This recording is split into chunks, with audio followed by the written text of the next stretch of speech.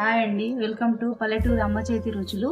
నేను ఈరోజు బీరకాయ పొట్టు పచ్చడి చేసి చూపిస్తాను. చూడండి, బీరకాయలు మంచిగా కడుక్కొని పొట్టు ఇలా గీకాలి.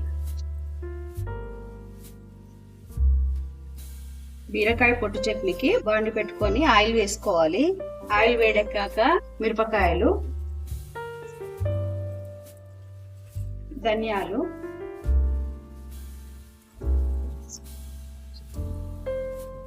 జీలకర్ర వేసుకొని వేయించాలి. నువ్వులు వేయాలి. అన్ని వేగిపోయాయి. ఇప్పుడు వేరొక కడాయి పెట్టుకొని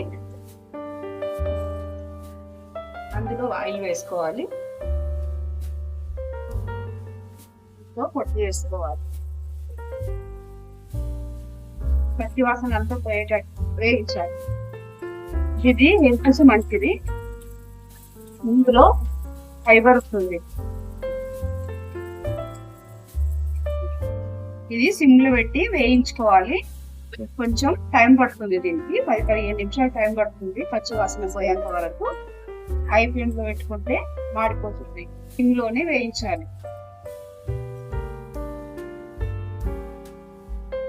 కొత్తిమీర వేసి వేయించాలి. వేగిపోయింది. చల్లారాక మిక్సీ పట్టుకుందాం.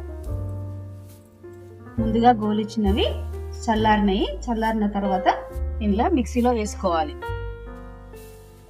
పసుపు, వెల్లిపాయలు, ఉప్పు. ఇది సన్నగా గ్రైండ్ అయిన తర్వాత ఈ బీరకాయ పొట్టు వేసుకోవాలి. నానబెట్టిన చింతపండు వేసుకోవాలి. చింతపండు నానబెట్టిన వాటర్ కొన్ని వేసుకొని గ్రైండ్ చేసుకోవాలి.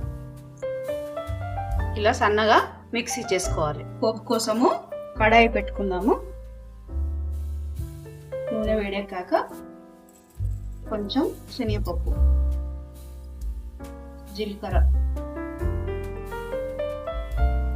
ఆవాలు, కరివేపాకు పొయ్యాకు వేసుకుందాము. పోపు వేగింది.